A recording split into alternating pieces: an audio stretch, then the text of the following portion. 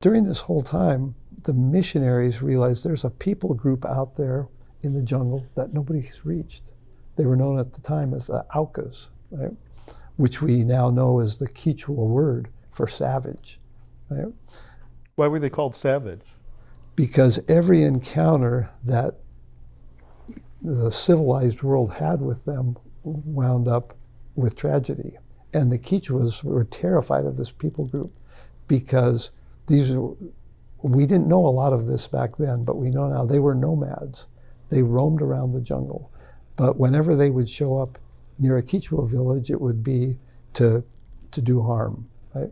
The Kichwa woman would go to the beach with her dishes to wash them in the river, and she'd be killed. Right? We had an incident like that while we were in Arahuno. Right?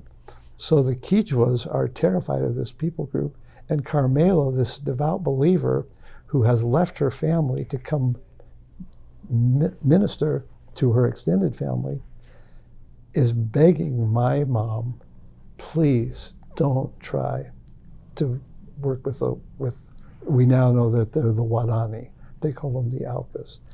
And it was a source of disagreement because she said, you're crazy. Well, the archaeologists said it was the most violent people group in history, that very rarely would an Auca or now a Huaorani man live to be beyond the age of 30. They didn't even have a word for grandfather because they never lived that long. But they said, 7 out of 10 would be killed in spearing raids with other tribes or within family disputes within the tribe. So that's how violent they were.